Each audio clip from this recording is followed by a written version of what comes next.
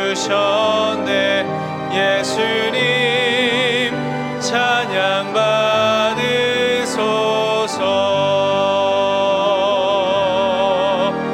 위로의 성령님이시여,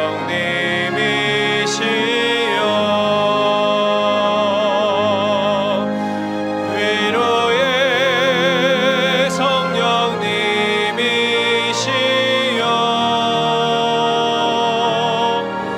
우리 안에 계셔서 늘 인도하셨네.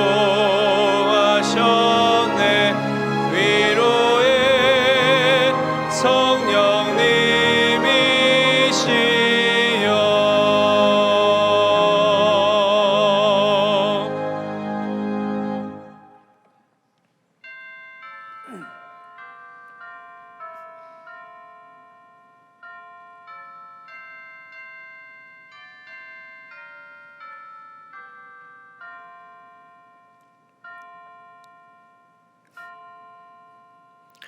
주의 빛과 주의 진리를 보내시어 나를 인도하시고 주의 거룩한 산과 주께서 계시는 곳에 이르게 하소서. 그런즉 내가 하나님의 제단에 나아가 나의 큰 기쁨의 하나님께 이르리이다. 하나님이여, 나의 하나님이여, 내가 수금으로 주를 찬양하리이다. 아멘. 우리의 참 기쁨이 되시는 하나님 아버지, 1월 한 달의 시간을 은혜 가운데서 지켜주시고 시작되는 2월의 첫 시간을 하나님께 찬양과 경배를 올려드리는 복된 예배의 자리로 저희를 불러주시니 참으로 감사합니다.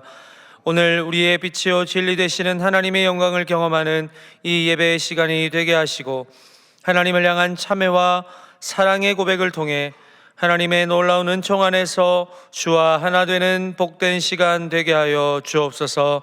칠흑같이 어두운 이 세상에서 빛의 자녀로 부르신 하나님의 뜻을 따르며 믿음 안에서 요동하지 않고 생명의 말씀에 순종하며 살아가는 주님의 백성들 되게 하여 주옵소서.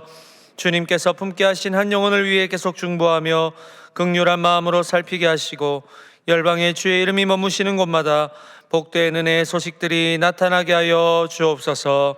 영원토록 우리와 함께 하시는 예수님의 이름으로 기원하옵나이다. 아멘.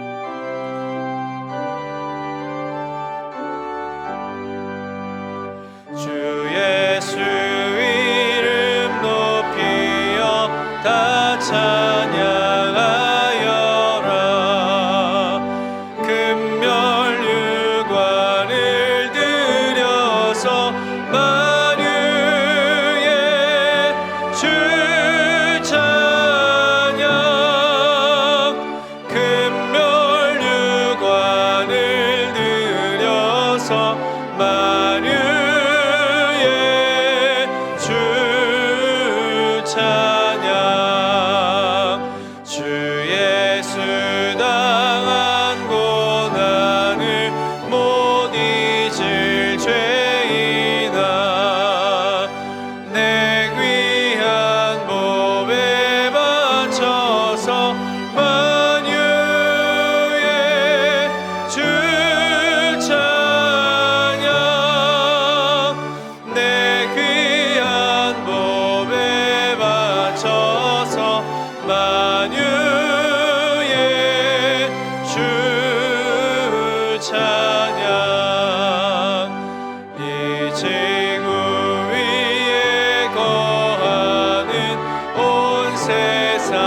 사람들 그 크신 위엄 높여서 만유의 주 찬양 그 크신 위엄 높여서 만유의 주 찬양 주 믿는 성도 다 함께 주 앞에 엎드려 무궁한 노래 불러서 만유의 주 찬양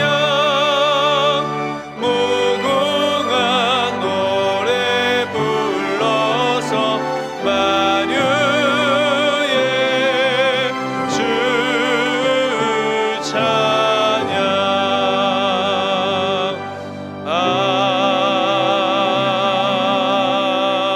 아멘.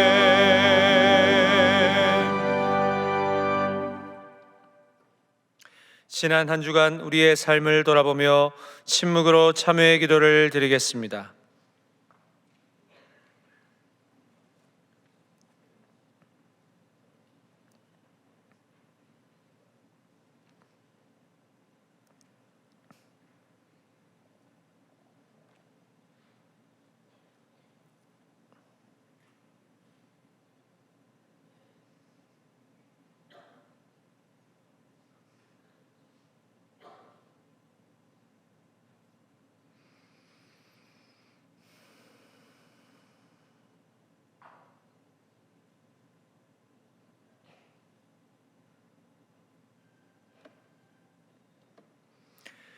하나님께서 주시는 사죄의 말씀입니다.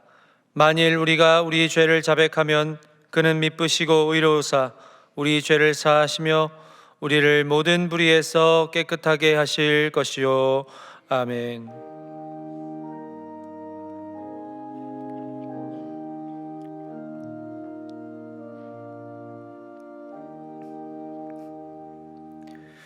나는 전능하신 아버지 하나님 천지의 창조주를 믿습니다.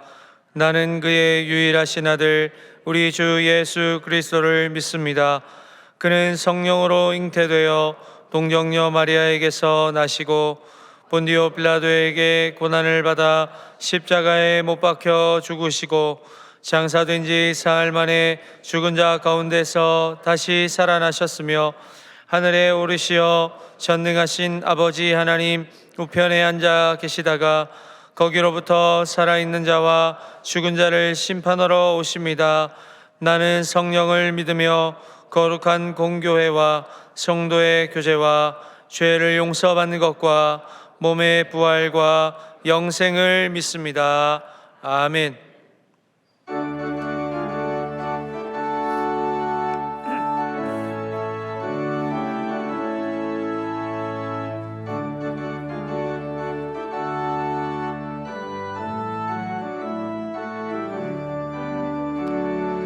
이 세상의 모든 죄를 밝히시는 주의 보혈 성자 예수 그 귀한 피 찬송하고 찬송하세.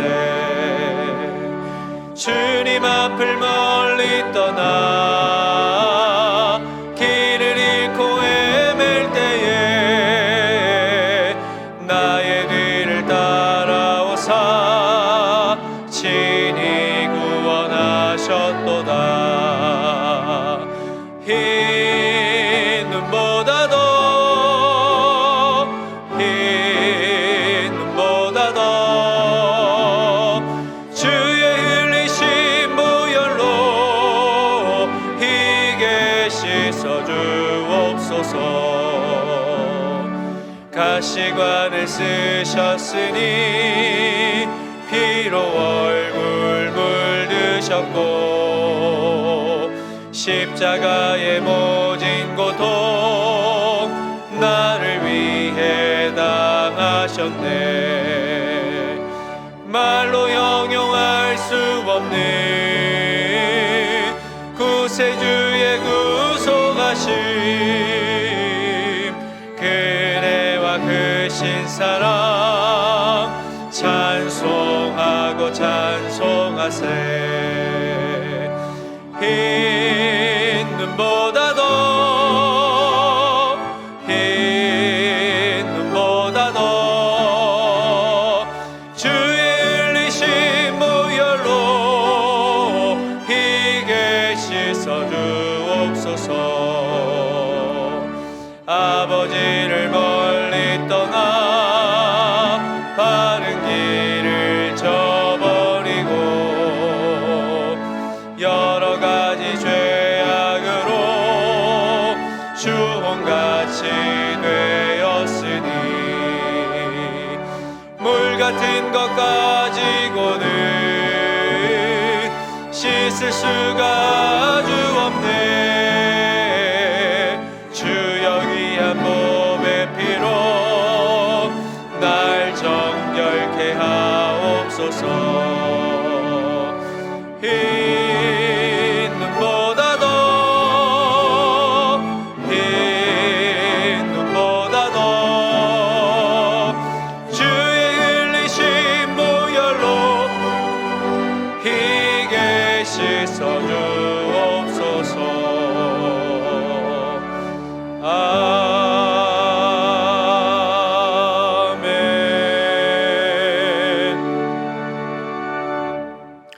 자막을 보시면서 함께 교회 공동기도를 드리겠습니다.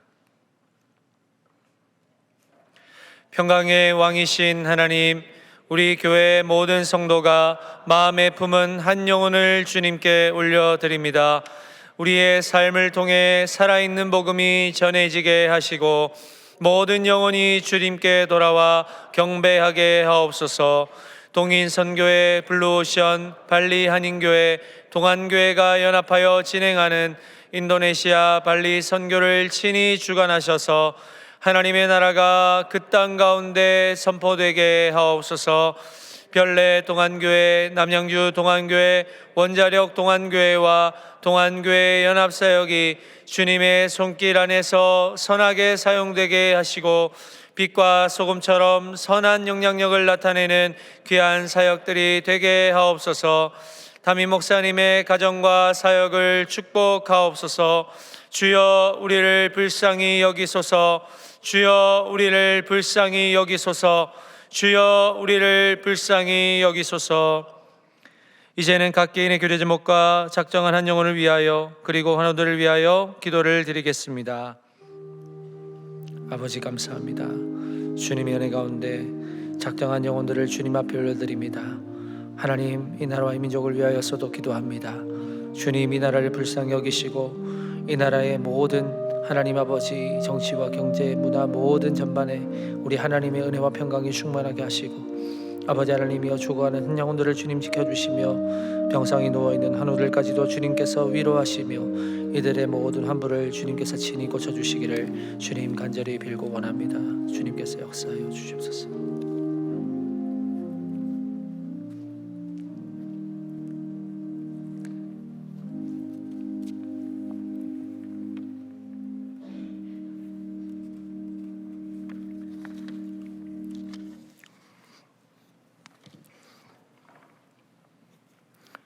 우리의 힘이시며 위로와 소망 되시는 아버지 하나님, 새해 마음의 소원을 품고 새 다짐과 각오로 시작한 첫 달을 은혜 가운데 지내게 하시고 2월 첫 주일 복된 예배의 자리로 불러주신 은혜에 감사와 찬양을 올려드립니다.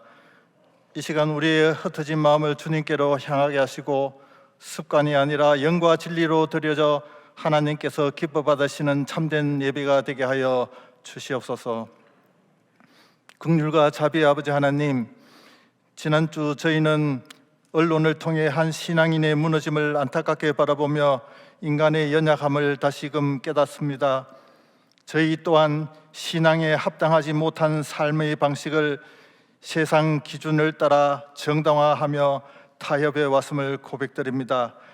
드러나지 않는 교만과 모자람도 긍휼히 여기시어 용서해 주시고 어디서나 무슨 일에서나 믿는 자로서 합당하게 행하도록 저희를 붙들어 주시옵소서.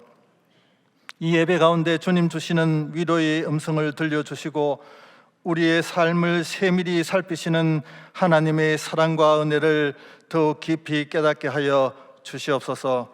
목사님 선포하시는 말씀 속에서 우리를 향하신 하나님의 선한 뜻을 새롭게 발견하는 복된 은혜의 시간이 되게 하시며 모든 성도들의 심령과 육신을 조장하시어 날마다 믿음 안에서 이기게 하여 주시기를 간구드립니다. 오늘 저녁 마을 목자들이 드리는 헌신 예배를 기쁘게 받아 주시옵소서. 목자들에게 주님의 사랑 위에 온유한 마음을 주셔서 맡겨진 영혼들을 품고 섬기는 데 부족함 없도록 기쁨과 영력을 더하여 주시옵소서. 헌신 예배를 통하여 다시금 사명을 새롭게 하시고 이들의 섬김과 헌신으로 교회 부흥의 뿌리가 더욱 튼튼하게 뻗어가는 역사가 일어나게 하여 주시옵소서.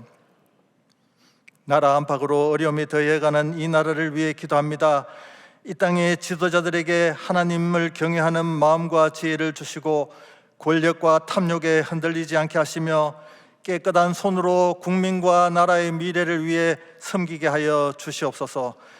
나라의 정치, 경제와 교육, 문화의 모든 영역 가운데 하나님의 공의와 질서가 바로 세워져 정의롭고 안정된 사회가 되게 하여 주시기를 기도드립니다. 열방에서 사역을 감당하는 선교사들을 기억하여 주시고 날마다 하나님 공급하시는 힘으로 사역하게 하시며 영과 육이 지치지 않도록 쉼을 더하여 주시고 그들의 수고 위에 풍성한 열매로 응답하여 주시옵소서. 보내는 교회된 저희도 함께 기도와 사랑으로 동력하는 기쁨을 누리게 하여 주시옵소서. 지난 24년의 긴 세월 동안 무거운 책임감으로 강단을 지키시고 목자의 마음으로 한결같이 이 교회를 섬겨오신 담임 목사님, 남은 사역의 시간 속에서도 맡겨진 사명을 아름답게 이루어가도록 성령의 지혜와 능력을 다하여 주시고 영육간의 강건함으로 붙들어 주시옵소서. 목사님, 오늘 말씀 선포하실 때 성령의 기름 부으심이 함께 하시어 저희의 심령이 울리고 마음이 동하여 삶의 변화를 향한 거룩한 결단이 우리 모두에게 일어나게 하여 주시길 기도드립니다.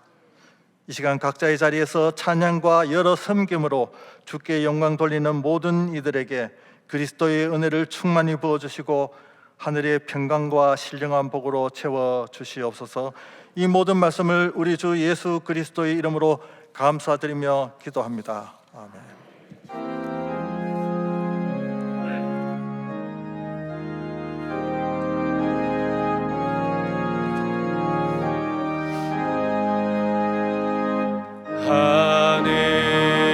하늘에 계신 아버지, 이름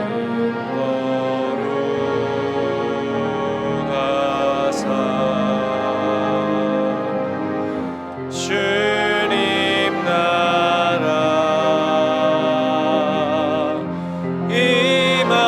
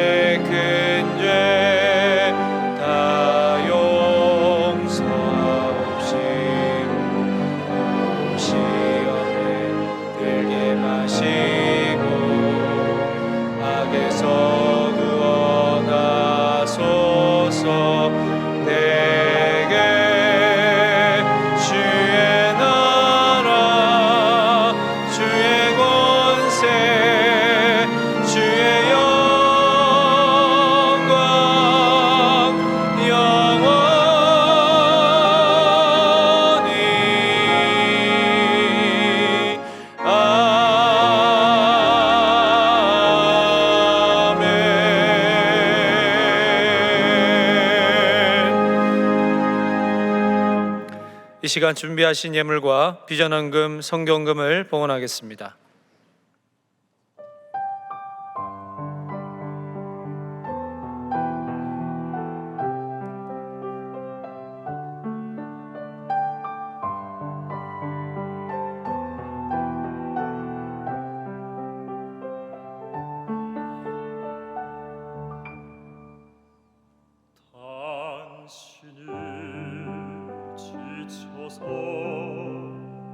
기도할 수 없고 눈물이 빗물처럼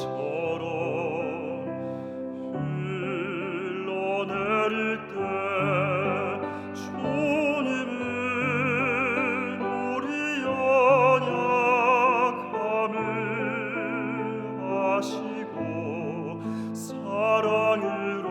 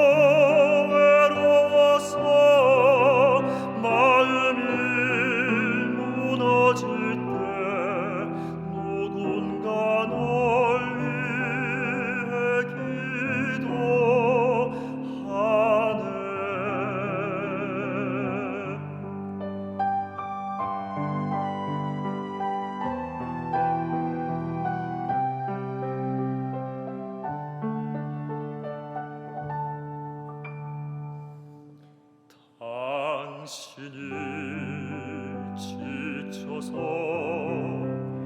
홀로 남았을 때 당신은 누구에게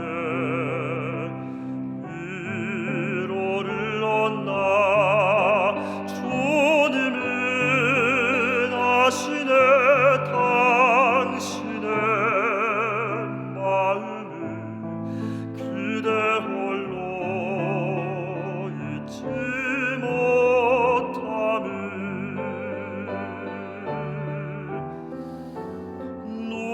누군가 널 위하여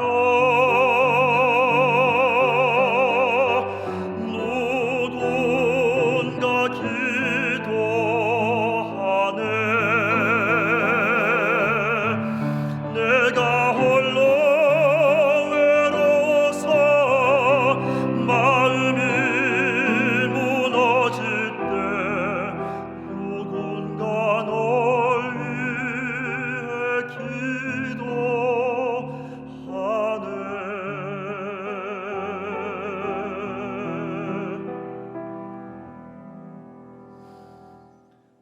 누군가 널 위해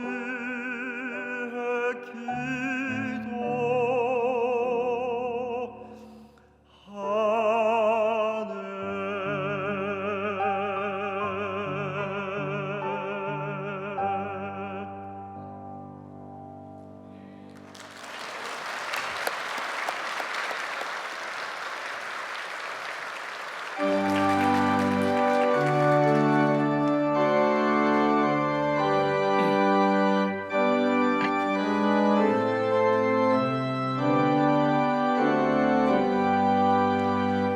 나의 보화들 주여 받아 주셔서 하늘나라 위하여 주 뜻대로 쓰소서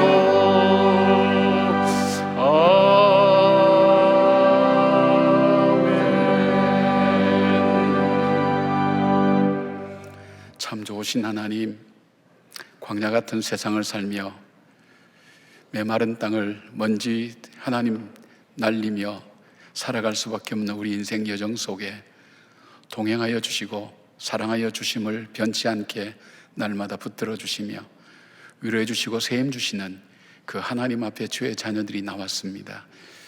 세상이 줄 수 없는 평안과 은혜를 갈구하고 하나님 우리의 삶의 방향이 바로 잡혀지며 우리의 인생 기준이 바로 정립되게 하시고 살아야 될 이유와 의미를 발견할 수 있는 복된 예배가 되게 하여 주셔서 예배를 통해서 회복시켜 주시는 하나님 은혜가 우리 가운데 가득하게 하시고 우리 주님으로 인하여 하나님 믿음으로 걸어가는 성도들의 발걸음을 주님 허락하여 주시기를 간절히 원합니다.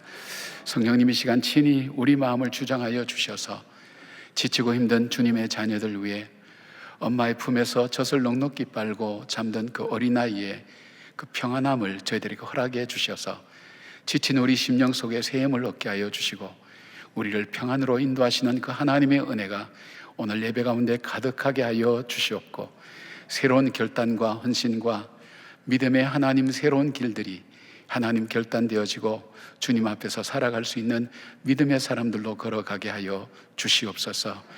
귀한 예물을 구별하여 하나님 앞에 올려드렸습니다. 아버지 영광 받아 주시옵고 특별히 비전과 선교헌금을 통해서 하나님의 사역에 참여하는 주님의 자녀들 위해 함께 하셔서 우리의 삶의 일마다 때마다 도우시는 그 하나님을 체험할 수 있도록 도와주시옵고 주님을 통해서 주시는 은혜가 이 땅을 살아가며 하나님 하늘의 신령한 것과 땅의 기름진 것으로 채워지는 놀라운 은혜의 예물이 될 수 있도록 하나님 붙들어 주시옵소서. 드리지 못하는 주님의 자녀들의 눈물의 예물도 있사오니 그 눈물을 기억하여 주셔서 하나님의 그 생업의 현장도 회복시켜 주시고 가정도 회복시켜 주시고 그리고 질병에서도 회복시켜 주실 뿐 아니라 새롭게 주님과 더불어 동행하는 믿음의 걸음 걷기에 부족함이 없도록 붙들어 주시옵소서. 아버지 하나님, 나라가 참 어렵습니다. 내적으로는 너무나 나누어져 있고 또 분열과 어려움 속에 있으며 외적으로는 하나님 외세의 여러 가지 세파들이 밀려오면서 하나님 우리가 어떻게 살아야 될지 알지 못하는 어려운 가운데 있습니다.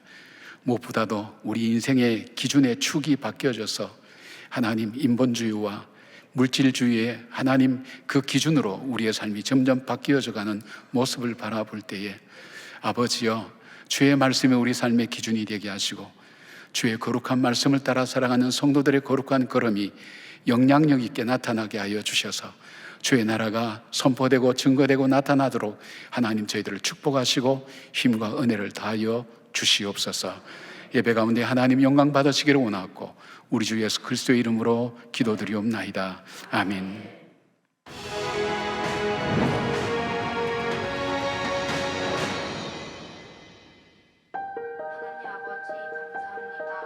우리가 심은 작은 기도의 씨앗이 누군가의 인생을 바꾸는 숲이 됩니다.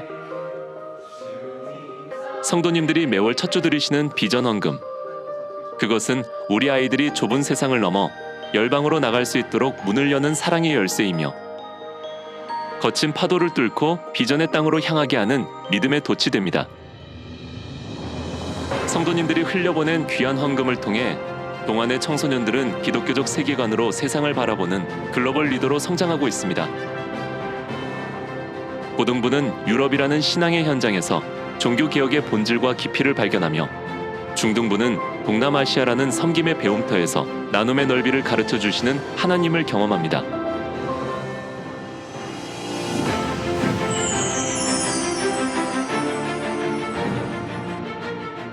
(16년이라는) 시간 동안 350여 명의 청소년이 이 길을 걸었습니다.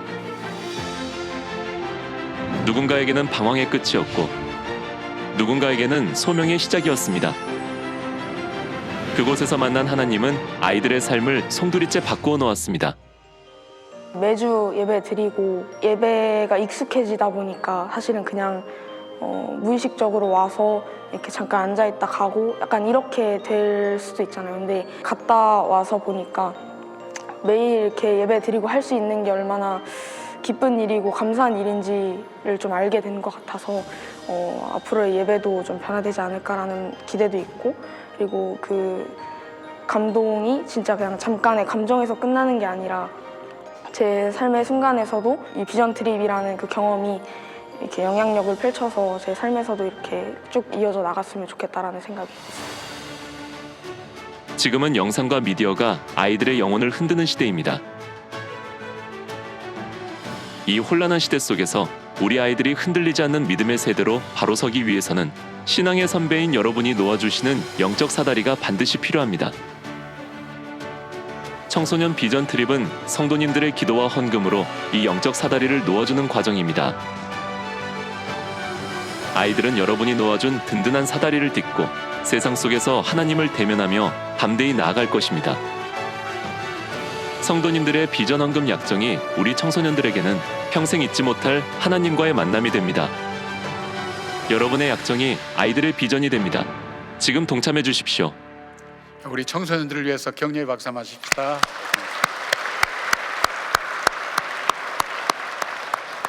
날씨가 계속 추운데도 여러분 예배 현장에 오셔서 함께 주님 앞에 예배드린 여러분들을 환영하고 축복합니다. 우리 좌우에 있는 분들도 좀 축복하시죠. 주님의 평강을 기원합니다. 주님의 평강을 기원합니다. 예, 선포하십시다. 잘 되고 있습니다. 잘 되고 있습니다. 격려하시죠. 기도하면 됩니다. 기도하면 됩니다. 고맙습니다. 고맙습니다. 우리 매월 첫째 주는 우리가 헌금을 직접 하게 합니다. 왜냐하면 우리가 들어가고 나가고 하면서 헌금을 자율적으로 하는 것도 참 중요하지만 그러다 보면 혹시 우리에게 드림에 대한 소중함, 그런 모습과 자세를 잃어버릴 것 같아서 한 달에 한 번은 직접 드리는 게 좋겠다고 생각해서 그렇게 드리게 됩니다. 그래서 오늘 또 우리 헌금 시간에 은혜로운 찬양도 듣고 은혜도 받고 그렇게 되지 않습니까? 그리고 첫째 주에는 선교헌금과 비전헌금을 드리게 되는데, 이 비전헌금은 우리가 2011년부터 시작했죠. 우리 아이들이 요즘 매스미디어에 너무 영향을 받고 SNS 영향을 받게, 이 매스컴의 영향을 받으니까 정말 뭔가 여간히 가르쳐도 변화가 되지 않는 겁니다. 그래서 생각해낸 것이, 우리 중동부 아이들은 동남아시아 한 3개국을 돌면서 그곳에서 선교 현장, 또 열악했던 그 삶의 환경 가운데 살아가는 그 사람들의 모습, 또 그 아이들을 만나면서 그 아이들과 대화하는 그 과정 속에서 자기의 삶과 비교해 보면서 삶의 어떤 목적과 방향을 정하게 되는 굉장히 중요한 계기가 되었습니다. 그리고 우리 청소년들, 고등부는 종교개혁지를 돌면서 유럽의 문화, 또 역사, 그 다음에 종교개혁에 대한 귀한 가치관들을 배우게 되면서 자신들이 앞으로 세계를 내다보며 어떻게 살아야 될지 꿈을 키우는데, 이 아이들이 보니까 우리 교회에 있어서 대학부 청년부에 계속해서 봉사기도 하고 교회 일꾼되고 또 밖에 나가서는 이 글로벌 리더로서 자라는 그런 모습들을 많이 봅니다. 그래서 우리가 이 사역을 한 것에 대해서 후회한 적이 한 번도 없습니다. 특히 금년에는 7월 달에 우리 중3부터 고등학교 3학년까지 미국의 그 그랜드 캐년, 거기에는 이 하나님께서 창조하신 창조의 역사가 담겨있는 그런 자연 어떤 박물관과 마찬가지입니다. 창조과학회에서 주최하는 거기에 우리 청소년들을 보내어서 하나님께서 창조하신 그 세계를 직접 보고 느끼고 함께 결단할 수 있도록 그렇게 하게 됩니다. 이 모든 것이 여러분의 기도입니다. 커피 한 잔 값이면 한 아이의 생명을, 미래를 바꿀 수 있는 그 힘이 있다는 것입니다. 여러분께서 비전헌금 이미 작정하신 분들은 열심히 잘 해주시고, 아직 작정하지 못하신 분들은 나눠드린 카드에 여러분께서 적정해서 적어주시면 저희들이 기록하고 있다가 매주 첫째 주에 여러분이 헌금해 주시면 그 예산으로 우리 아이들을 계속 교육하고 가르치게 될 겁니다. 그러니까 여러분께서 함께 계속해 주시기 바랍니다. 오늘 저녁 예배는 목자 헌신 예배로 드립니다. 이 목자의 마음은 바로 우리 목회자의 마음하고 똑같습니다. 이분들이 겪는 영적 침체 같은 경우도 보면 목회자가 겪는 것하고 비슷합니다. 그만큼 수고롭고 어려운 일입니다. 이분들의 헌신을 통해서 저희 교육자들이 다 닿지 않는 그 아프고 힘든 사람들 그 삶 속에 닿아서 회복시키고 또 함께 삶을 나누는 그런 귀한 기회를 얻습니다. 이분들이 헌신해서 오늘 예배 드릴 때에 여러분께서 격려해 주시고 또 여러분 마을의 목자들을 많이 격려해 주셔서 함께 만들어가는 그런 귀한 공동체가 되었으면 좋겠습니다. 남유럽 단기 선교가 이번 주 중에 있고요. 아직 중보기도에 신청하지 않은 분들은 중보기도에 신청해 주시기를 부탁을 드립니다. 오늘 교회 홈페이지 오픈 시간인데 그동안에 우리 교회 그 홈페이지가 오랫동안 만들어진 다음에 변화가 없었는데 우리 교회에 전산과 관련된 일을 하는 전문인들을 통해서 홈페이지가 새롭게 만들어졌습니다. 여러분께서 이 앱을 통해서 들어가시든지 또 컴퓨터를 통해서 들어가시게 되면 변화된 우리 교회 홈페이지를 보시게 되고요. 주보의 내용, 교회 소식들, 그리고 설교 여러 가지를 다 한눈에 다양하게 볼 수 있도록 또 교육부는 교육부 나름대로 볼 수 있도록 다 제공되니까 여러분께서 한번 살펴보시면 좋겠습니다. 그리고 지금 2층 로뎀 갤러리는 아시아 농촌 지역에 대한 그 그림인데 이 시골에서 목회하시는 우리 목회자 사모님들, 목사님들 사모님들이 그림을 그리시는 분도 있고 또 취미로 그리시는 분도 있는데 농촌의 전경과 목회 현장을 담아서 그림으로 표현한 그런 작품들입니다. 그래서 여러분께서 가서 보시면서 위에서 기도도 해주시고 또 잠깐 살펴보시면서 농촌의 모습들도 한번 살펴보는 그런 기회가 되었으면 좋겠습니다. 우리 영상으로 계속해서 교회 소식 함께 나누겠습니다. 임재로 나아가네 겸허하게 담대하게 우린 서 있네 거룩한 땅에 임재로 나아가네 경이로운 주님 앞에 우린 구하네 주님의 얼굴 새롭게 하실 거룩한 임재 온 영광 받으실 유일한 이름 모든 숨결이 선포할 이름 영원히 야훼 지극히 높으신 주 하나님께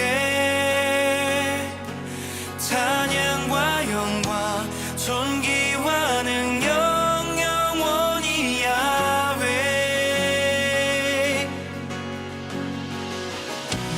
임재로 나아가네 부르심에 응답하며 주 이름 위해 온 마음 다해 주 이름 위해 외쳐 찬양해 온 영광 받으실 유일한 이름 모든 숨결이 선포할 이름 영원히 야훼 지극히 높으신 주 하나님께 오늘 우리에게 주시는 하나님의 말씀은 창세기 23장 1절에서 20절의 말씀입니다. 다 함께 일어나셔서 하나님의 말씀을 경청하겠습니다. 사라가 127세를 살았으니 이것이 곧 사라가 누린 해수라. 사라가 가나안 땅 헤브론 곧 기럇 아르바에서 죽음에 아브라함이 들어가서 사라를 위하여 슬퍼하며 애통하다가 그 시신 앞에서 일어나 나가서 헷 족속에게 말하여 이르되 나는 당신들 중에 나그네여 거류하는 자이니 당신들 중에서 내게 매장할 소유지를 주어 내가 나의 죽은 자를 내 앞에서 내어다가 장사하게 하시오.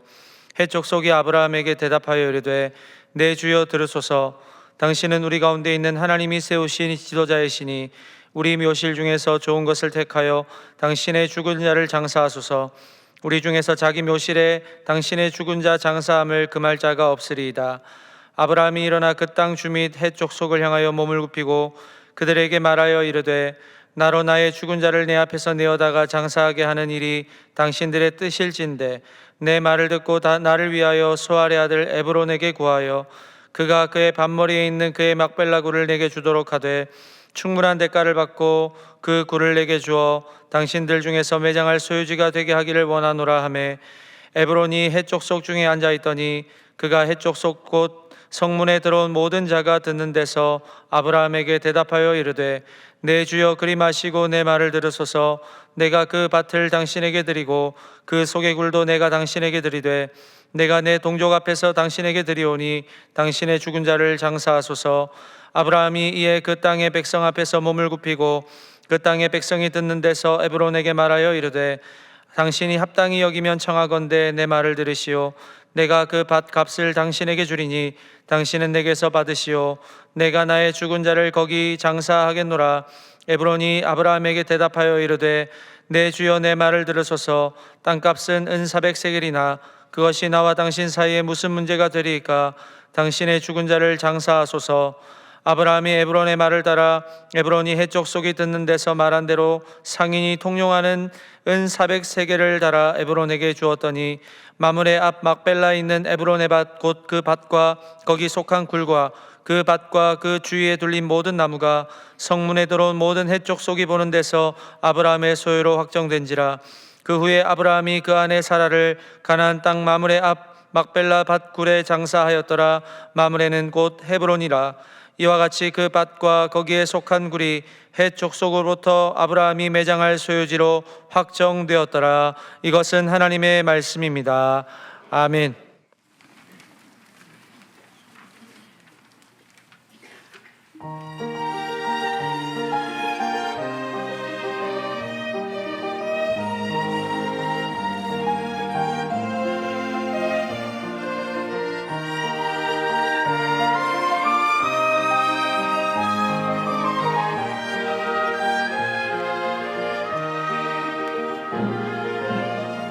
성령의 소리에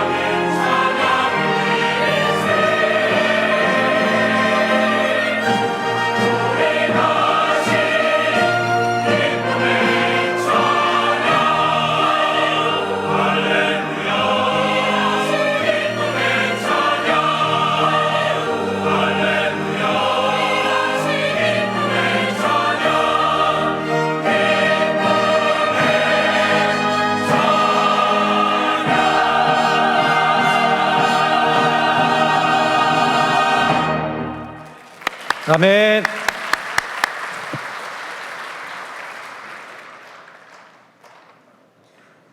은혜로운 찬양 감사드립니다. 우리 인생이 살아가면서 결코 피할 수 없는 것이 있는데 누구에게나 공통적으로 찾아오는 것이 있다면 죽음이라는 것입니다. 아마 여기에 계신 분들도 반드시 다 죽음의 과정을 거치게 될 것입니다. 그런데 또 하나 우리가 알 수 없는 것이 있다면 내가 언제 어디서 어떤 모습으로 죽을 것인가 하는 것을 결코 알 수 없다는 것입니다. 그러기에 죽음을 둘러싼 여러 가지 이야기 중에 아쉬운 이야기들이 많죠. 저 사람 살만하니까 죽었다. 조금은 더 살아야 되는데 너무나 안타깝다. 이런 얘기들을 우리는 많이 나누게 됩니다. 또 죽음이라는 것은 사랑하는 사람을 떠나보내기도 하고 자신이 떠나기도 하지만 남겨진 가족들이 살아야 될 삶의 숙제를 남기기도 합니다. 오늘 이 본문에 나오는 이 아브라함과 사라, 이 사라는 이제 인생을 마감하고 하나님 앞으로 가게 됩니다. 믿음의 조상으로 세워진 아브라함과 함께 믿음의 걸음을 걸어왔던 그 사라에게 있어서 죽음은 어떤 것인가? 그 믿음의 사람에게 있어서 죽음은 어떤 것인가? 그리고 남겨진 사람에게 있어서 믿음의 사람들은 어떻게 살아야 되는가 하는 것을 오늘 이 말씀을 통해서 함께 나누려고 합니다. 아마 아브라함과 사라는 가장 행복했던 시간이 이삭이 태어나고 난 아마 37년간의 그 시간이었을 것입니다. 그런데 갑자기 아마 사라가 죽음을 맞이한 것 같아요. 왜냐하면 묘지가 마련되어 있지 않고 죽음 후에 묘지를 마련하러 나가는 것을 보면 아마 사라의 죽음은 갑작스러운 떠남이었을 것입니다. 아마 가족들에게 남겨진 그 슬픔은 이루 말할 수 없겠죠. 우리 아브라함이나 이삭이나 마찬가지로 남아있는 자의 삶을 어떻게 살 것인가 하는 것을 우리가 살펴보면서 우리도 나중에 떠나갈 때가 있고 또 먼저 사랑하는 사람을 떠나보내고 또 남겨진 사람으로서 살아야 될 때가 있는데 믿음은 어떻게 살아야 될 것인가 하는 것을 오늘 말씀을 통해서 나누려고 합니다. 먼저 믿음의 삶, 믿음은 어떤 것인가 할 때 믿음은 무엇보다도 인생을 아름답게 살도록 만드는 것이 믿음입니다. 1절에 보니까 사라가 127세를 살았더니 이것이 곧 사라가 누린 해수라 그렇게 말씀합니다. 성경 어디에 봐도 여자가 몇 년을 살았다고 기록한 것은 바로 이 사라의 기록밖에는 없습니다. 성경에서 이렇게 말씀하고 있는 것은 사라의 삶이 단순한 삶이 아니라 절망과 고통의 시간까지도 외로움의 시간까지도 헛된 시간이 아무것도 없었고 하나님께서 함께 하셨던 시간인 의미 있는 시간이었다는 것을 말씀을 강조할 때 이 기록을 하고 있습니다. 성경에 처음 등장한 사라는 어떤 사람이었습니까? 이름은 사레였습니다. 창세기 11장 30절에 보니까 사라의 성경에 나올 때 이렇게 기록되고 있습니다. 사레는 임신하지 못함으로 자식이 없었더라라고 시작합니다. 이게 그냥 단순히 기술로 되었을 때는 어떤 내용인지 우리가 잘 알 수 없지만 그 당시 고대 근동지방의 문화를 보면 나이가 65세가 되도록 아이를 갖지 못한 여인이라는 것은 이 자식은 그 당시에는 미래라는 의미도 있었고요, 재산이라는 의미도 있었습니다. 그러니까 그 당시에 있어서 가장 사람들이 갈망하는 것은 자녀의 문제였습니다. 그런데 가장 소중히 여기는 그 자녀가 나이가 65세가 되도록 자녀가 없다는 것은 사실 슬픔과 기다림에 지루한 날들을 기다린 것을 우리는 알 수가 있습니다. 그런데 이 절박한 바람 앞에 하나님께서 나타나셔서 아브라함에게 제안을 하시죠. 그 제안이 뭐냐면 너가 내 말을 듣고 본토 친척 아비집을 떠나고 갈 바를 알지 못하지만 내가 인도하는 대로 내 말에 순종해서 따라가면 내가 너에게 자녀를 주고 그리고 그 땅을 너에게 주겠다는 하나님의 약속입니다. 그 약속을 받고 아브라함은 떠납니다. 그만큼 절박했기 때문에 본토 친척 아비집을 떠날 수밖에 없는 그 절박함, 그 자녀가 없는 그 절박함, 그걸 간절히 바라면서 그 가정을 떠날 수밖에 없었습니다. 그래서 아브라함에게 있어서 하나님은 첫 번째 이미지가 뭐냐면 하나님은 복을 주시는 분, 더 구체적으로 말씀드리면 하나님은 자녀와 땅을 주시는 분으로 알고 그렇게 출발하게 됩니다. 그런데 가나안 땅을 떠나서 갈대아 우르를 떠나서 가나안 땅에 도착하지만 자녀를 주시겠다는 하나님의 약속은 이루어지지 않고 계속해서 주시겠다는 말씀만 하고 있습니다. 그래서 사라 나이 75세가 되어서는 경수마저 끊어져서 희망마저 끊어져 버리게 되었습니다. 그래서 이 사라는 자기의 여종 하갈을 자기 대신해서 시바지로 아브라함에게 하갈을 들여보냅니다. 그래서 사라 나이 76세가 되었을 때 하갈을 통해서 이스마엘을 얻게 됩니다. 사라 입장에서 보면 이스마엘은 아무 관계가 없습니다. 피가 전혀 섞이지 않았습니다. 그러나 아브라함은 이스마엘이 자기 씨였기 때문에 이 이스마엘을 보면서 그에게 남다른 기쁨이 있었을 것입니다. 그러나 자기는 아이를 낳지 못하는데 자기 남편 아브라함은 이스마엘을 품에 안고 진정으로 좋아하는 모습을 볼 때 그 여인의 마음은 얼마나 찢어질 듯 아팠겠습니까? 그로부터 14년 후에 하나님께서 사라 나이 90세에 약속하신 대로 이삭을 주셨습니다. 기쁘고 감격스러운 일이었습니다.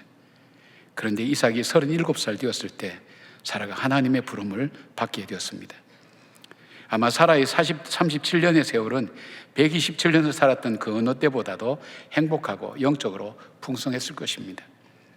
2절 말씀 보니까 사라가 가나안 땅 헤브론 곧 기럇 아르바에서 죽음에 아브라함이 들어가서 사라를 위하여 슬퍼하며 애통하다라고 말씀합니다. 갈대아 우르에서 시작된 이 사라의 운명은 어떤 사람입니까? 복이 없는 사람, 미래가 없는 사람, 희망이 없는 사람.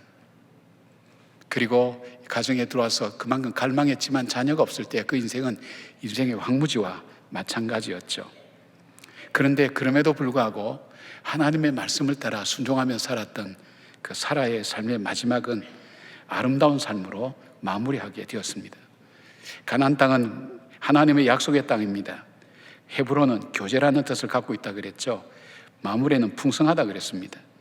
약속의 땅에서 하나님과 교제하면서 살다가 하나님의 부르심을 받았습니다. 하나님은 복이 없다고 여겨지는 사라의 인생을 아름다운 인생으로 마무리해 준 것을 우리는 보게 됩니다. 사랑하는 여러분, 여러 번 말씀드렸지만 하나님께서 복 주시는 사람, 그 사람은 어떤 사람인가? 우리가 연습도 없고 반복도 없는 우리 인생을 살 때 저와 여러분 속에는 다 동일한 그런 마음을 갖고 있을 것입니다. 나는 내 인생을 참 복되게 살고 싶다, 행복하게 살고 싶다는 마음을 다 갖고 있을 것입니다. 그래서 행복에 대한 책들이 많이 쏟아져 나옵니다. 그러나 그것을 통해서도 인간은 행복을 찾을 수가 없습니다.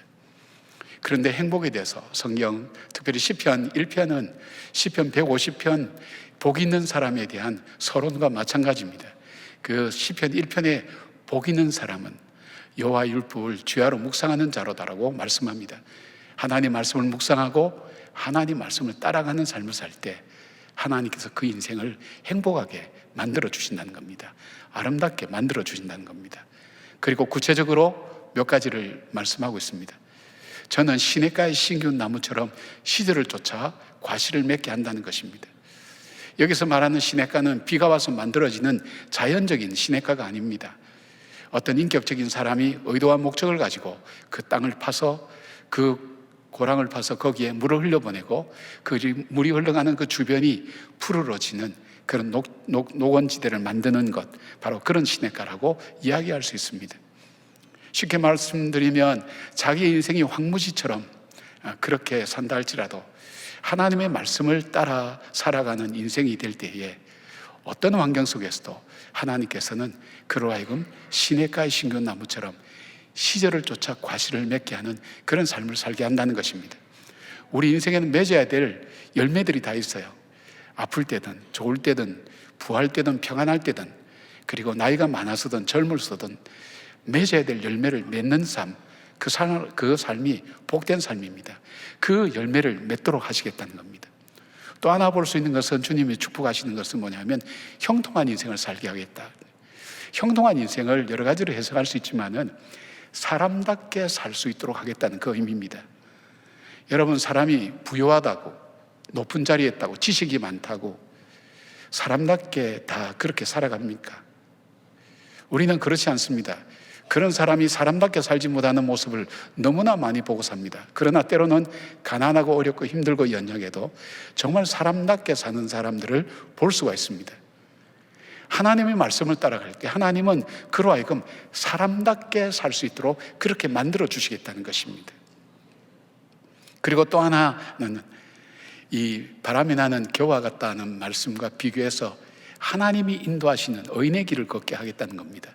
그 말은 뭘까요? 너 인생이 헛된 인생 안 되겠다는 거예요. 수고하고 애쓰고 땀을 흘리고 노력한 그것이 헛된 인생이 되지 않도록 하겠다는 거예요. 세상에는 수고하고 애쓰고 힘써서 최선을 다했는데 돌아보면 허무합니다. 모래를 잡은 것처럼 손에 잡혀지는 것이 없습니다. 이것이 인생인가? 저는 직업상 보통 임종하는 사람을 많이 만나게 됩니다. 많은 분들이 객관적으로 보면 잘 살아왔다고 생각하는데, 가진 건 많다고 생각했는데 솔직하게 목사님 나 헛살았어요 하는 사람들을 종종 발견합니다. 왜 그럴까요? 뭔가 맺어야 될 열매를 맺지 못하고 가져야 될 것을 가지지 못하고 그리고 하나님께서 주시는 것을 찾지 못했기 때문입니다. 헛된 인생을 살았던 것입니다. 그런데 하나님께서 하나님을 믿고 그 말씀대로 따르는 그 사람을 그렇게 만들어 주시겠다는 것입니다. 시편 기자는 시편 119편에 주의 말씀은 내 발의 등이요 내 길의 빛이라고 했습니다. 그리고 그 말씀이 나에게 소망이 되었고 나를 살렸다고 말씀합니다. 그 말씀이 나에게 위로가 되었다고 고백합니다.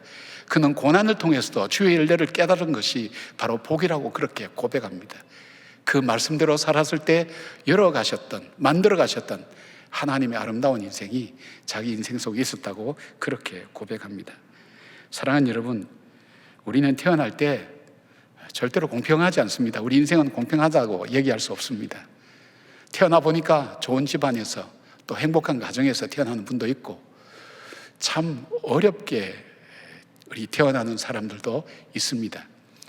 여러분도 TV 보시면 요즘 뭐 TV 별로 볼 게 없는데 자연인을 가끔 한 번씩 봅니다. 여러분도 보시죠? 우리 남자들이 많이 보는 게 자연인이라 그러더라고요. 그러니까 아마 산에 대한 로망이 있는 모양이에요. 근데 그 산에 올라오게 된 사연들을 이렇게 들어보면 참 갖가지 인생이 다 있구나. 그리고 다큐멘터리로 사람이 살아가는 삶의 여러 가지 이야기들을 뭐 구성을 해서 그렇겠지만은 살아가는 삶의 모습은 다양한 인생이 너무 많아요. 인생 공평하지 않아요. 그런데 중요한 것은 정말 그 인생을 평가할 때 어떤 집안에서 어떤 환경 속에 태어났냐 가지고 그 인생을 아름답다고 얘기하지 않아요. 좋은 데서 태어나는 것보다 더 중요한 것이 있다면 잘 사는 겁니다. 살아가는 과정을 잘 살아가는 것입니다. 그 살아가는 과정을 통해서 우리의 삶이 아름다웠는지 아닌지를 살피게 됩니다. 그것보다 더 중요한 것이 있다면 우리의 죽음입니다. 우리 인생의 마지막 어떻게 죽느냐에 따라서 그 삶을 사람들은 평가합니다. 사랑하는 여러분, 오늘 여러분이 하루를 더 살았다는 것은 역설적으로 죽음의 한 걸음 더 가까이 나갔다는 말과 똑같습니다. 아마 저와 여러분이 공통적으로 갖고 있는 그 마음은 정말 나는 참 잘 살고 싶다, 복되게 살고 싶다 하는 그런 마음을 가지고 다 같이 있을 것입니다. 그런데 하나님께서 바로 그 말씀대로 순종하고 때로는 기다림의 지루함도 있고 고통과 시련과 어려움이 있지만 그럼에도 불구하고 그 말씀을 붙들고 사는 그 인생을 하나님께서는 불행으로 만들지 아니하시고 실패로 만들지 아니하시고 험함으로 만들지 아니하시고 하나님께서 복을 주시는 인생, 아름다운 인생으로 살아가도록 만든다는 것입니다.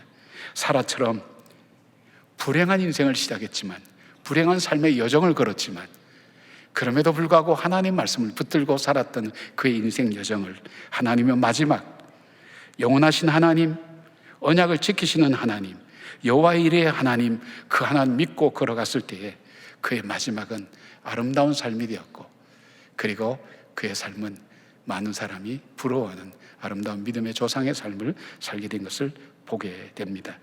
사랑하는 여러분, 저와 여러분의 삶이 아름다운 인생이 되었으면 좋겠습니다. 그러기 위해서 말씀을 따라가 보십시오.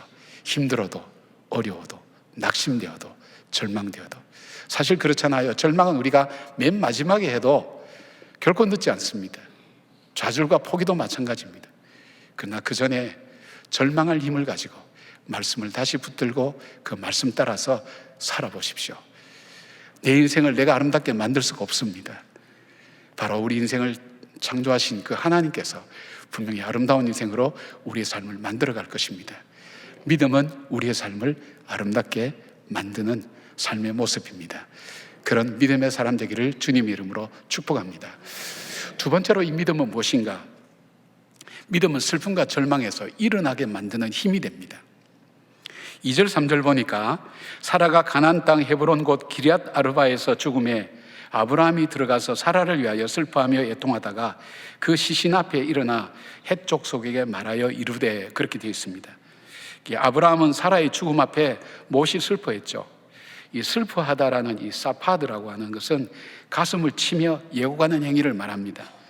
그리고 애통하다라는 이 바카라고 하는 이 단어는 큰 소리로 슬플며 눈물 흘리는 행위를 가리킵니다. 이런 표현을 쓰는 것은 아브라함이 얼마나 사라를 떠나보내고 깊은 상실과 슬픔에 젖어서 고통스러워하는지를 잘 보여주고 있습니다. 저희 교회도 온 적이 있는 이 세계적인 석학인 허버트 앤더슨 교수님, 이분은 사람이 슬픔에 대해서 세 가지 감정의 원천이 있다고 말합니다. 상실 자체에 대한 생각, 소중한 대상이 없어져 버린 것에 대한 생각, 그리고 예기치 않는 상실에 대한 경험이라고 그렇게 이야기합니다. 그렇다면 아브라함에게 있어서 사라의 떠남은 그에게는 엄청난 상실과 슬픔의 모습이었다는 것을 우리는 짐작할 수 있습니다. 자기 아내와의 적어도 70년 이상의 세월을 살아오면서 겪었을 수많은 일들이 생각났을 것입니다. 사라와 함께했던 지난 날들, 자기가 살아온 삶을 돌아보는 기회를 가졌을 것입니다. 그리고 아내의 입장에서 자신의 삶을 다시 돌아봤을 것입니다. 자녀가 없었을 때 겪어야 했던 이 사라의 삶의 모습들, 그래도 묵묵히 따라와 준 그 아내의 순종, 자기가 이스마엘을 안고 너무 좋아하는 모습, 자기도 모르게 눈치 없이 했던 바로 그런 일들, 그리고 더 미안한 것은 자기가 살겠다고 사라를 2번이나 누이라고 속이고 공경에 빠뜨렸던 자기의 자신의 모습들을 돌아볼 때 잘못해 준 것, 잘하지 못한 것만 생각할 때 그는 더 슬퍼할 수밖에 없었을 것입니다. 우리가 사람을 떠나보내고 이렇게 문상을 가보면 공통적으로 하는 말이, 그 말이 있어요. 목사님, 못해준 것만 생각나요. 잘못해준 것만 생각나요. 힘든 세월 같이 이겨왔는데 돌아보면 참 열심히 산다고 살았지만 이 사람에게 참 못해준 것만 생각나요. 그러면서 눈물 흘리는 것을 많이 봤습니다. 운다는 것은 참 복된 것입니다. 우리 주님도 나사로가 죽었을 때 울었다고 말씀합니다. 예수님도 슬픈 일들을 만났을 때 함께 울었습니다. 분노의 감정이 들 때도 우셨습니다. 예루살렘을 보시면서 우셨습니다. 암 전문의 있는 이병욱 박사님 쓰신 울어야 삽니다라는 책에 보니까 이분들이 사람을 암 환자들을 치료하면서 공통적으로 볼 수 있는 것은 그 마음 안에 털어내었어야 할 불평, 불만, 시기, 미움, 질투, 증오, 슬픔, 화, 분노, 저주 같은 감정들이 미처 다 빠져나오지 못하고 숨죽여 있다가 내면을 상하고 곪게 만들고 썩게 만들면서 이런 감정들이 서서히 몸의 생기를 빼앗아가며 바로 몸으로 나타난다는 것입니다. 그래서 그는 암을 치료하면서 병도 치료해야 하지만 마음을 먼저 치유해야 한다고 그렇게 말합니다. 하나님께서 우리 인간에게 가장 좋은 치료제를 2가지 주셨는데 웃음과 울음입니다. 마음이 아픈 사람과 상처가 가득한 사람에게 발견한 2가지는 웃음과 울음이 없다는 것입니다. 아브라함은 통곡하며 가슴을 치고 슬퍼합니다. 이 슬픔이 아브라함의 마음속에 남아있던 많은 찌꺼기 같은 감정을 쏟아버리고 회복을 위해 나가는 것입니다. 언제나 통곡하면서 슬퍼할 것 같은 아브라함은 이 슬픔 속에 언제까지나 잠겨있지 않았습니다. 히브리서 11장 16절 보니까 아브라함이 더 나은 본향을 사모했다고 말씀한 것은 믿음으로 이삭을 통해서 확신하게 된 부활신앙이 있었습니다. 그리고 천국에 확실한 소망을 갖고 있었습니다. 그래서 그는 그 슬픔과 애통의 자리에서 일어날 수 있었습니다. 사랑하는 사람이 떠나서도 변함없이 사랑하시는 하나님, 그리고 언제나 함께 하시는 하나님, 가장 슬프고 힘든 순간에도 동행하시는 하나님을 그는 붙잡은 것입니다. 이 믿음을 가지고 잘 슬퍼한 사람만이 다시 일어나서 미래를 향해 일어설 수 있는 것입니다. 슬픔을 넘어서 새로운 출발을 할 수 있는 것입니다. 아브라함은 장례를 위한 준비로 일어납니다. 새로운 출발을 위해 일어나는 것입니다. 마가복음 5장 41절 보니까 예수님은 아람어로 회당장 야이로의 딸이 죽었을 때 가셔서 외칩니다. 달리다굼, 그럽니다. 소녀야 일어나라. 죽음이 끝나고 새로운 삶의 시작을 알리는 주님의 선언이었습니다. 근데 3절에 보니까 일어나 나가서라고 번역된 와야콤은 원래대로 번역하면 그리고 나서 그는 일어났다. 슬퍼하고 나서 울고 난 다음 그는 일어섰다. 그렇게 하는 말씀입니다. 바로 아브라함은 즉 죽은 사람이 일어나는 것처럼 그 자리에서 일어났습니다. 아브라함은 슬픔의 자리에서 일어나 미래를 향해 나갑니다. 사랑하는 여러분, 슬플 때 우시기를 바랍니다. 여러분의 감정을 마음속에 가둬두지 마시기 바랍니다. 건강한 사람은 울어야 될 때 울고 웃어야 될 때 웃는 사람입니다. 우리가 슬픔에 머물러만 있을 수 없는 것은, 우리에게 절망에만 머물러 있을 수 없는 것은 우리에게는 산 소망이 있기 때문입니다. 데살로니가전서 4장 18절에 보니까 부활과 다시 오실 주님을 믿으면서 마지막에 이렇게 말씀합니다. 그러므로 이러한 말로 서로 위로하라고 그렇게 말씀합니다. 슬픔의 자리, 탄식의 절망의 자리, 그것이 우리의 끝이 아닙니다. 우리에게는 산소망 대신 예수님을 바라보면서 슬퍼하되 슬픔에 머물지 말고 주의 말씀 붙들고 다시 일어나서 우리의 미래를 열어가시는 그 하나님과 함께 동행하는 그런 믿음의 사람 살기를 주님의 이름으로 축복합니다. 세 번째 믿음은, 믿음이라고 하는 것은 아름다운 유산을 남기는 삶을 살게 만듭니다. 이 아브라함은 해족 속의 지도자들, 해족 속이라면 그 당시 살고 있던 이 가나안 원주민을 말합니다. 굉장히 강력한 힘을 가지고 있죠.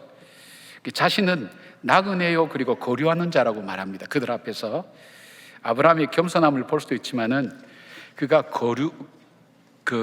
거류하는 자, 그러니까 꾸르라고 하는 이 단어는 일정한 거처 없이 떠돌아다니는 자를 말하고요. 나그네로 번역된 토샤브라고 하는 이 말은 일정한 지역에 거주는 하지만 개인 소유의 땅은 가지지 못한 자라는 뜻입니다. 아브라함이 생각했던 자기의 정체성, 인생은 나그네와 같다. 그리고 언젠가는 떠나야 된다는 것을 그는 알고 있습니다. 그는 사라의 죽음을 통해서 더욱더 그걸 실감하게 되죠. 잠시 잠깐 지나가는 인생이라는 것. 그러기에 그도 죽을 수밖에 없는 존재며 언젠가 이 땅을 떠나야 된다는 것을 그도 생각했을 것입니다. 저와 여러분이 이 땅을 떠난 자리에 무슨 흔적을 남겨야 된다고 생각해 보신 적은 없습니까? 나그네와 같은 인생길에 언젠가는 흙으로 돌아가기 전에 우리가 남길 삶의 흔적은 무엇입니까? 얼마 전에 집사님 한 분이 전화가 왔어요. 전화가 왔는데, 목사님, 제가 일평생 살아오면서 생각하니까 참 하나님 은혜로 편안하게 살아온 것 같아요. 이제 삶을 정리하는 입장에서 이렇게 볼 때 나는 참 배고프지 않고 잘 살아왔는데, TV 이제 우리가 방송에 아프리카에 굶는 아이들 이를 볼 때 마음에 뭔가 감동이 온 거예요. 나는 하나님 은혜로 살았는데 내가 이대로 살다가 그냥 가면 아무것도 아닐 것 같다고, 그들을 위해서 뭔가 도움을 줬으면 좋겠다, 그렇게 전화가 왔어요. 근데 참 그 귀하게 들었어요. 자기의 떠나고 난 뒤의 자리, 후회 없는 삶을 살기 위해서 자기의 삶을 준비하는 그 모습을 볼 수 있게 된 겁니다. 아브라함은 해족 속에 사라를 장사할 장지를 허락해달라고 간청하죠. 근데 6절에 보니까 해족 속의 지도자들이 아브라함을 향해서 이렇게 말합니다. 내 주여, 당신은 우리 가운데 있는 하나님이 세우신 지도자이시니 우리 묘실 중에서 좋은 것을 택하여 당신의 죽은 자를 장사하소서. 우리 중에서 자기 묘실에 당신의 죽은 자 장사함을 금할 자가 없으리다 라고 말합니다. 막강한 힘을 가진 해족속들은 내 주여라고 말하는데, 이것은 당시에 그 사회에서 최고로 존경을 받는 영예로운 사람을 지칭할 때 사용하는 호칭입니다. 그리고 아브라함을 향해서 하나님이 세우신 지도자라고 말합니다. 아브라함의 삶을 볼 때 이방인들도 저 사람은 하나님이 함께하는 사람이야, 하나님 말씀 앞에 순종하는 사람이라는 것을 그들도 알고 있었고 바로 그런 아브라함을 존경했던 것입니다. 마태복음 5장 16절 보면 이런 말씀이 있죠. 이같이 너희 빛이 사람 앞에 비치게 하여 그들로 너희 착한 행실을 보고 하늘에 계신 너희 아버지에게 영광을 돌리게 하라고 말씀합니다. 아브라함의 살아가는 삶을 볼 때 해족속이 정말 저 사람은 하나님 믿는 사람이야, 하나님께 순종하는 사람이야, 그렇게 아브라함을 인정한 것을 봅니다. 그리고 원하는 땅을 선택하여 장사 지내라고 말합니다. 아브라함이 지정한 땅이 에브론이 갖고 있는 그 막벨라 굴이 있는 그 땅을 요청하게 됩니다. 이 에브론은 아브라함에게 거저가라는 이야기를 합니다. 당신하고 나 사이에 뭘 돈을 받고 하겠냐, 가져가라고 하는데, 그리고 이제 계속해서 3번이나 간청합니다. 아브라함이 3번이나 간청합니다.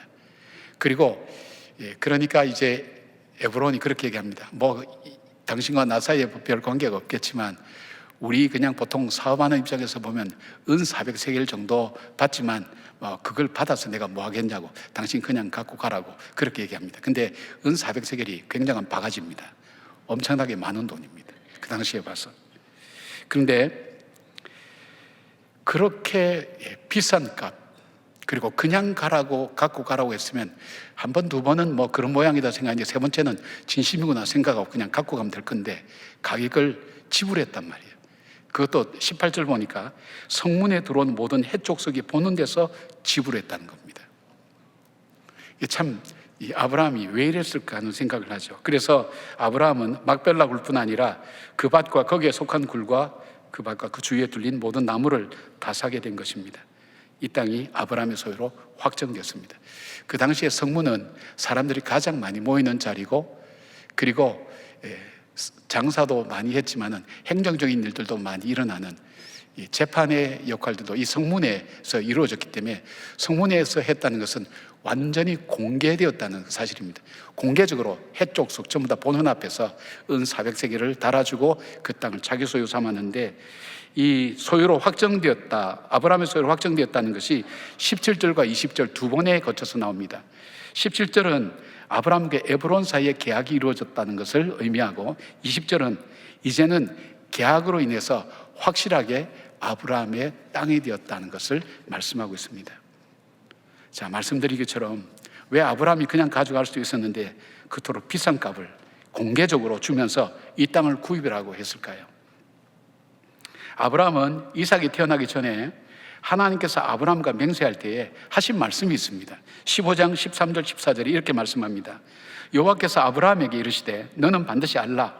내 자손이 이방에서 객이 되어 그들을 섬기겠고 그들은 400년 동안 내 자손을 괴롭히리니 그들이 섬기는 나라를 내가 징벌할지며 그 후에 내 자손이 큰 재물을 이끌고 나오리라 하는 말씀을 듣고 그 말씀을 믿고 있었습니다.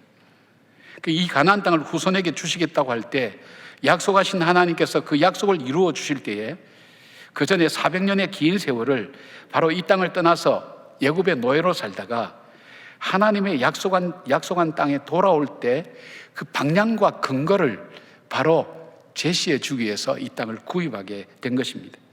이 헤브론 땅은 하나님의 약속을 믿고 먼 훗날 이루어 주실 하나님의 역사하심을 후손들에게 소유의 명분과 미래를 준비해 주는 그런 일이었습니다.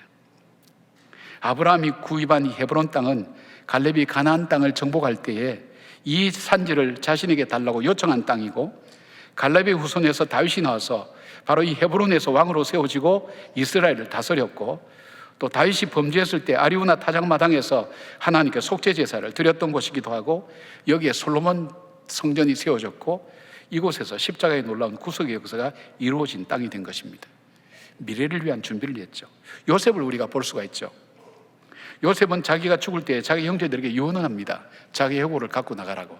근데 그때 상황은 결코 애굽을 떠날 마음이 이들에게 없었어요. 왜냐하면 이 요셉이 한 일을 아는 애굽 사람들이 요셉과 그 가족을 아주 귀하게 여겼어요. 어디 가도 이렇게 대접받을 수 없는 평안한 삶을 살았기 때문에 이 땅을 떠날 거라고는 생각 못했어요. 그러나 요셉은 하나님의 약속의 말씀을 믿었어요. 그 약속을 믿었기 때문에 보디발의 집에서도 감옥에서도 하나님을 드러내며 주님과 동행하는 삶을 살 수 있었던 거예요. 그 약속을 믿는 요셉이 이 땅에 이 자손을 두지 않고 하나님께서 반드시 출애굽시키고 약속의 땅으로 돌아가리라고 한 것을 그는 믿었어요. 그래서 그 믿음 때문에 이야기한 거예요. 너희들이 나갈 때 해골을 갖고 가라고 얘기하는 것입니다. 이게 보통 얘기가 아닙니다. 지금 이스라엘 백성들을 그렇게 생각한 사람 아무도 없습니다. 그런데 이것이 증거가 되는 겁니다. 고난과 시련과 절망이 그들 앞에 가리고 있다 할지라도 이 요셉의 해골만 보면 하나님께서 우리를 이 땅에서 나가도록 하시겠지, 그런 약속을 생각하는 거예요. 상황을 봐서는 도무지 나갈 수가 없어요. 여러분 출애굽기 보면 알 수 있지만 도무지 불가능한 거예요. 그러나 하나님의 약속이 있다는 것을 요셉의 해골이 보여주는 거예요. 그리고 나갈 때에 출애굽기 보면 모세가 요셉의 해골을 거두었다 그랬어요. 갖고 나간 거예요. 뭘 말할까요? 바로 아브라함과 사라가, 이삭과 리브가와 야곱과 레아가 묻힌 바로 그 약속의 땅, 하나님 가나안 땅, 그곳에서 나를 묻어달라고, 이 나를 갖고 가려고 그 땅에 정착을 하는 바로 그 미래를 준비하는 그런 삶이었던 것을 보게 됩니다. 하나님의 약속을 믿은 아브라함, 자기의 후손들이 하나님께서 약속하신 이 땅에 돌아올 때 법적 근거와 삶의 방향을 위해서 아름다운 영적 유산을 남기는 것입니다. 여러분, 우리 인생도 살다가 지나갑니다. 하나님 말씀대로 흙으로 왔으니 흙으로 돌아가게 됩니다. 그런데 내가 사는 동안 무엇을 남기시겠습니까? 우리는 자녀들에게 좋은 것을 남겨주시기 위해서 최선을 다합니다. 좋은 학벌과 좋은 실력과 그리고 많은 재산과, 뭐 없어서 문제지 뭐 있으면 얼마든지 자녀들에게 다 주고 싶을 겁니다. 그러나 더 중요한 것이 있다면 하나님께서 우리에게 약속하신 그 영적 유산을 물려주기 위해서 바로 오늘 내가 해야 될 일이 무엇이라고 생각하십니까? 내가 받은 그 동일한 인도와 보호와 공급함의 은혜가 내 후손들에게 전해지도록 겸손하며 하나님의 약속을 믿으며 오늘을 선택하며 살아야 되지 않겠습니까? 이재철 목사님 설교를 듣다 보니까 이 내용을 인용하는데 제가 아주 인상 깊어서 여러분에게 좀 소개하려고 합니다. 이 이스라엘 중동 땅에 처음으로 평화 협정이 바로 이 이스라엘과 이집트가 맺은 협정이 처음입니다. 1978년, 79년인데 이게 캠프 데이비드에서 이루어진 그 협약 때문입니다.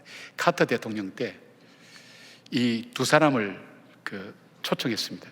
이스라엘의 백인 수상과 이집트의 사다트 대통령을 초청해서 13일 동안 거기서 회의를 했습니다. 하면서 중동의 평화를 맺기 위해서. 왜냐하면 그동안에 이집트와 이 이스라엘이 4번의 공격을 통해서 이 시나이 반도를 다 점령했어요. 이스라엘이. 이집트에는 뼈아픈 참 고통스럽고 수치스러운 거죠. 그런데 거기에서 협력 맺은 것이 뭐냐면 이스라엘은 그들이 빼앗은 시나이 반도를 이집트에게 돌려주고, 이스라엘은 바로 이스라엘에 지금 있는 그 땅이 이스라엘의 땅인 것, 그 나라라는 것을 인정해 주는 것, 그 협력이 맺어졌습니다. 물론 이것 때문에 사다트는 1981년도 암살당하기도 했습니다. 그때 이 백인 수상이 갖고 간 것이 바로 이 창세기입니다. 이게 외교문서에 나오지 않지만은 문화적으로, 역사적으로, 종교적으로 창세기 오늘 본문 23장, 막벨라 굴을 샀던, 비싼 값을 주어서 햇사람들 다 보는 앞에서, 그리고 이 가격을 주고 샀던 아브라함의 그 결정이 무엇이었냐면, 훗날 나의 후손들이 이 땅에 돌아올 때에 포로 생활하면서 애굽 종생활을 하면서 400년 동안 방황하고 있지만은 그들이 가야 될 곳, 바로 하나님이 언약하신 그 땅에 갈 수 있도록 준비해 주는 것을 보게 됩니다. 사랑하는 여러분, 여러분 후손들을 위해서 뭘 준비하십니까? 후대들을 위해서 무엇을 준비하고 있습니까? 믿음의 사람은 하나님의 약속을 믿고 그 약속에서 나오는 비전과 소망을 붙들고 오늘 내 삶을 선택하고 결정하는 것입니다. 여러분의 막벨라 굴은 무엇입니까? 내 자녀들이 나는 엄마처럼 살지 않을 거야, 나는 아빠처럼 살지 않을 거야. 혹시 그렇게 생활하면서 살고 있지는 않는지, 혹시 여러분이 그런 마음 가지고 살고 있지는 않습니까? 누구에게나 진지하게 다가오는 그 질문입니다. 언젠가는 우리의 삶이 흙으로 돌아갈 것인데, 믿음을 가진 우리가 오늘 무슨 선택을 하며 무슨 결정을 하며 아브라함처럼 그 미래를 위해서 하나님의 그 언약하신 그 축복이 우리 자녀들에게도 이루어지도록 기도하며 결정하는 바로 그 삶, 그것이 믿음의 사람이 살아야 될 삶입니다. 제가 참 이렇게 자주 예용하는 김재진 시인이 사랑할 날이 얼마나 남았을까라는 에세이에서 그는 이렇게 말합니다. 우리에게 주어진 시간은 영원하지 않습니다. 그나마도 사랑하지 않고 보내는 시간은 아무런 의미가 없습니다 라고 그렇게 말하면서 그 책의 서문에 자기의 시 일부를 가지고 서문을 대신하고 있습니다. 그 시를 읽어드릴게요. 남아있는 시간이 얼마일까? 아프지 않고 마음 졸이지 않고 슬프지 않고 살아갈 수 있는 날이 얼마나 남았을까? 미워하지 않고 성내지 않고 웃을 수 있는 날이 얼마나 남았을까? 바라보기만 해도 가슴 따뜻한 사랑할 날이 얼마나 남았을까? 여러분 얼마나 남았으셨어요? 알 수 없죠. 어떻게 살아야 될까요? 믿음은 우리에게 아름다운 인생을 만들어줍니다. 믿음으로 사시길 바랍니다. 믿음은 슬픔과 절망의 자리에서 일어날 힘을 줍니다. 쿵 일어나라, 일어나라. 하나님 말씀. 잘 슬퍼한 자가 그 자리에서 일어날 수 있는 그 소망이 있기 때문에 일어나는 겁니다. 그리고 이 믿음은 우리로 하여금 오늘을 살 때 하나님의 언약을 따라 미래를 준비하는 선택을 하며 살 수 있도록 우리의 삶을 만들어간다는 것입니다. 사라가 127세를 살았으니 이것이 곧 사라가 누린 횟수라. 오늘 여러분의 인생의 마지막에 여러분이 살았던 횟수가 곧 여러분이 누린 횟수라. 하나님 앞에서 누린 횟수라. 우리가 지금 고통하고 어렵고 힘들어하고 그리고 포기하고 지쳐하는 이 모든 것까지도 의미 없는 것이 아니라 이 모든 것까지도 하나님 보시기에는 사라의 인생을 보신 것처럼 37년의 인생만 보신 거 아니라 127년의 고난과 시련과 외로움의 그 삶까지도 하나님께서 의미 있게 보신 것처럼 내 삶이 의미 있게 살아갈 수 있는 그런 믿음의 삶 되기를 주님의 이름으로 축복합니다. 아멘. 기도하겠습니다. 아버지 하나님, 참 인생은 반복도 연습도 없습니다. 그렇게 생각하며 지나왔는데 어느새 우리 인생의 끝자락에 와 있는 사람도 있고 또 아직도 많이 남아있다고 생각하는 사람도 있는데 주님, 우리의 마지막은 언제 어디서 어떤 모습으로 끝날지 아는 사람은 아무도 없습니다. 하나님께서 호흡을 주실 때까지 살아갈 수밖에 없는 우리의 삶입니다. 주변의 사람들이 떠나감을 보면서도 오늘 어떻게 살아야 될지 우리는 깨닫지 못하고 결단하지 못하는 우리의 연약한 모습을 바라봅니다. 주님, 우리에게 믿음을 주십시오. 믿어지는 믿음을 주십시오. 흔들리지 않은 믿음을 주십시오. 견고한 믿음을 주시옵소서. 이 믿음을 따라 살게 하시고 말씀을 따라 걸어가는 주의 사람 될 때에 아버지의 연습도 반복된 우리 인생 아름답게 마무리하고 싶습니다. 주님, 우리 인생을 축복해 주십시오. 그리고 진심으로 하나님 어떤 절망과 낙심에서도 주저앉지 않고 일어서서 걸어갈 수 있기를 바랍니다. 그 믿음 주시옵소서. 산소망 주시옵소서. 그리고 언젠가 반드시 이루어질 하나님의 그 언약의 말씀을 기억하며 십자가를 넘어 부활의 그날을 바라보며 믿음 안에서 걸어가는 하나님의 사람으로 살아가는 저희들 되게 하여 주시옵소서. 예수님의 이름으로 기도드리옵나이다. 아멘. 우리 다 같이 일어나셔서 고백의 찬양 함께 올려드리겠습니다.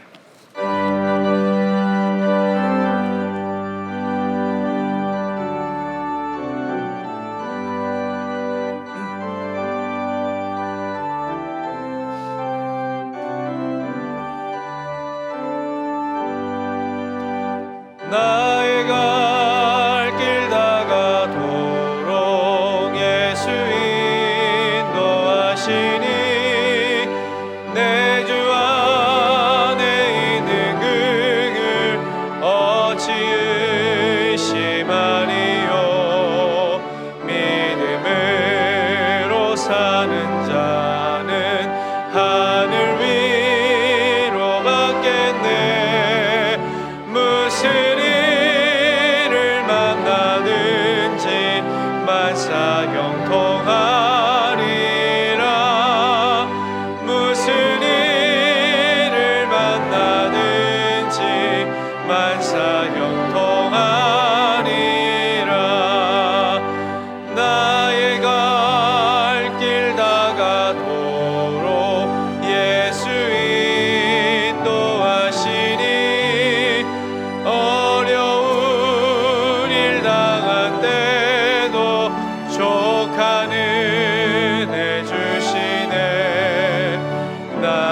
심히 고단하고 영혼 매우 가라나 나의 앞에 반석에서 샘물 나게 하시네 나의 앞에 반석에서 샘물 나게 하시네 나의 갈 길 다가도록 예수 인도하시니 그의 사랑 어찌 큰지 말로 할 수 없도다 성령 감화받은 영혼 하늘 날아갈 때에 영영 물을 나의 찬송 예수 인도하셨네 영영 물을 나의 찬송 예수 인도하셨네